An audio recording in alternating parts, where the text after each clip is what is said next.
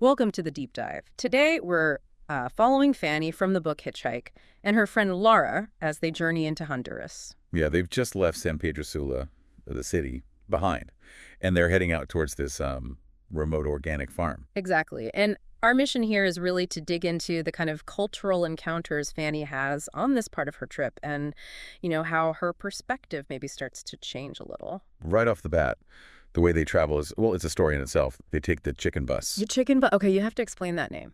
Are there actual chickens involved? Oh, yeah, sometimes literally. I mean, locals use them for transporting all sorts of things, including livestock, chickens included. But picture these things. They're often large vans, right? Mm-hmm. And they got these metal bars welded onto the roof for luggage, piles of it. And inside, Wow. What's it like inside? it's a whole scene. Think religious posters, really bright fabrics draped around, Christian stickers, sometimes little Spanish phrases handwritten, like Fanny mentioned one. This belongs to God. I am just renting it. Oh, that's fascinating. Sort of blessing the vehicle. Kind of, yeah. Deep faith integrated into just daily life. Plus, super loud music blasting, maybe music videos on a tiny screen. Yeah. And the driving. Let's just say it's spirited. Very spirited. Right. Not exactly a quiet, orderly commute then. It sounds like a real sensory experience. Totally. It really immerses you straight away. Mhm. And it sets a stage for other differences, like how you actually catch the bus. Ah, yes, the bus stops. Or the lack thereof. Pretty much. Well- Fanny, coming from Europe, found it a bit strange at first. No designated stops, really. People just wave it down. All right. Or tell the driver where to stop. Exactly. You just hop on or off wherever is convenient. Which, when you think about it, makes perfect sense in that intense Central American heat. Yeah, why walk further than you need to? It's actually pretty practical when you get used to it, I guess. Very pragmatic. It's Yeah. all about adapting. And speaking of adapting, there's this great little moment when they had to change buses. Oh, tell me. So they're transferring from one chicken bus to an old U.S. school bus, right? The classic yellow kind. Okay. And they've got these enormous, heavy backpacks, long-term travel gear. Suddenly, this guy, a total stranger, just appears, Uh-huh. grabs both their huge packs, and just bolts across this busy road with them. Fanny and Lara are scrambling to keep up, No way, just like that. just like that. He sprints over, heaves the bags into the luggage compartment of the waiting school bus, and boom, done. Wow, that's amazing. Unexpected help from a stranger. It really says something, doesn't it, about maybe a different level of trust or community willingness to just jump in and help. Definitely. So, okay, they make it onto the next bus, the old school bus. How is that ride? Huh. Well, picture that yellow school bus, but maybe seen better days. Fanny actually said there were holes in the floor. Holes, like you could see the road. Yeah, she literally compared it to the Flintstones car. You could see the road rushing by underneath. Oh my gosh. Okay, so not exactly luxury travel. Not even close. Nah. And the roads were mostly dirt tracks by this point. Super bumpy. She joked it was like a game trying not to get a concussion, bouncing around so much. Right, just trying to stay in their seats. Quite a contrast, I imagine. A huge contrast. Mhm. And the further they went, the more remote it got. Mm. The roads got rougher and rougher. Until they finally reached where exactly? Basically a junction in the middle of nowhere, like hardly any buildings around. Yeah, This is where their host was supposed to pick them up in a truck. must have been a bit nerve-wracking waiting out there. Probably a bit, yeah. Yeah. But thankfully, the host arrived, a Honduran guy who spoke really good English. But the journey wasn't quite over. Oh, still further to go. Yep. The final leg to the actual farm was in his pickup truck. And Fanny described it as just this endless drive over rocks and through ditches. Oof. Rough on the stomach, I bet. Totally. She actually said she felt kind of land sick, like seasickness, but on land. Her stomach was reeling. Yikes. But was it worth it?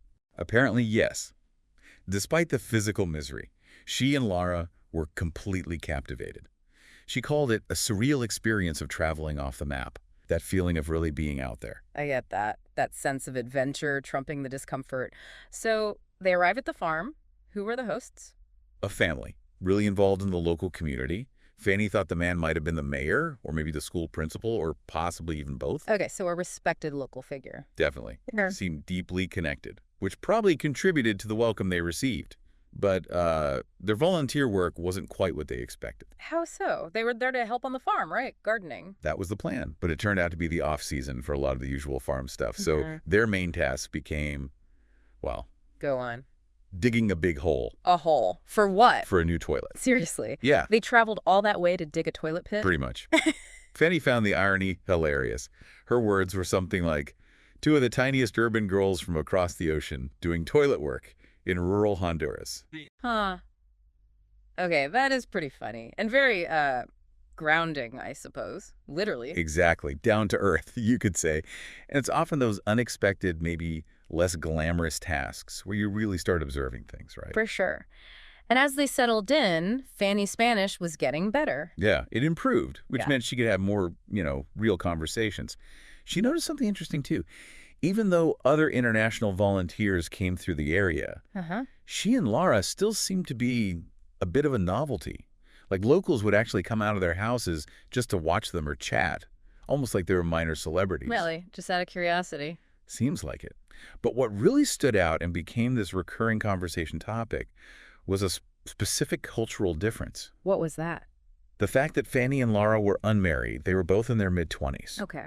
And that was unusual there. Apparently very unusual to the locals. People kept asking them, quite directly, if they'd come to Honduras to find husbands. Wow. Okay, that's a big cultural gap right there. How did Fanny handle that? She found it really difficult to explain. Trying to convey that in her culture, getting married in your early 20s wasn't necessarily the expectation or even a universal goal. Right, that the life path could look very different. Exactly. And she could see it was just a completely foreign concept to many of them. It really highlighted how differently societies can view major life milestones. Yeah, it throws your own assumptions into sharp relief, doesn't it? Absolutely. And it made Fanny think a lot about cross-cultural communication itself, how things that seem obvious to us are totally shaped by our background. And the challenge of bridging that gap. Right. She felt, being the one with maybe more exposure to different ways of life, the responsibility was kind of on her to try and explain things clearly, to find common ground. Which isn't always easy. Did she have any specific conversations that really illustrated this? Yes, there was one particularly memorable one. She was talking to a local farm worker, and he got really curious about, of all things, wine in Hungary. Wine in Hungary. Okay, random. Right. He was asking all sorts of questions. What's it taste like? What color is it? Are the vineyards big? Is Hungarian wine famous? Just general curiosity. Uh-huh. But then the question shifted. He started asking about the work involved. Ah, less about the wine, more about the making of it. Exactly. Yeah. How many people work there? How much do they get paid? How many days a week do they work? It became very practical, very focused on the labor. Interesting. How did Fanny read that shift? She felt it wasn't just curiosity anymore. She sensed, maybe subconsciously, he was exploring the idea of a different kind of life through these questions about work. Because his own work life was. Incredibly tough. She learned he worked 10 hours a day, 7 days a week, hard, physical labor, very little time with his family. Wow. 7 days a week. Yeah. And he'd never even been to the beach in his own country, let alone traveled outside Honduras or to Europe. His world was quite contained. So this huge contrast between his reality and the perhaps romanticized idea of working in a Hungarian vineyard. Precisely. The gap was enormous. And Fanny, sensing this sort of underlying searching in his questions, eventually asked him directly. Asked him what? She asked, "Are you looking for a different life?" And his response? Immediate denial. Just no, flat out. Even though his questions seemed to point that way. Exactly. And that really struck Fanny. She reflected on it quite a bit. How maybe we don't even let ourselves acknowledge our own desires if we truly believe they're impossible. That gap between wanting something and believing it's actually achievable. Yeah. That maybe he couldn't even consciously entertain the thought because it felt so out of reach. She actually connected it to her own sort of self-work, trying to align her own desires with faith, with the belief that they are possible. That's a deep reflection to come from a conversation about wine. Isn't it? And it led her to another realization. Acknowledging her own position, she called herself, kind of self-deprecatingly, a spoiled European white girl. Recognizing her own privilege. Yeah, recognizing the comfort, the abundance, the sheer possibility that allowed her to be there, traveling, exploring, while this man's reality was so different, so constrained by circumstance. Did that make her hesitant to share her own experiences with him? Like talking about travel or her life back home? It did. She really wrestled with that. Would sharing stories about her life, which might seem like pure luxury to him, be helpful? Would it open a window, or would it just make him feel worse? Amplify that longing? That's a tricky ethical line to walk. What did she decide? In the end, She decided to share, to be open about her life and experiences. And how did that feel? She felt that in doing so, they were both teaching each other. He was teaching her about his reality, grounding her perspective. And maybe, just maybe, her stories offered him, well, no, not a solution, but perhaps a glimpse of different possibilities. Even if he wasn't ready to consciously grab onto them yet.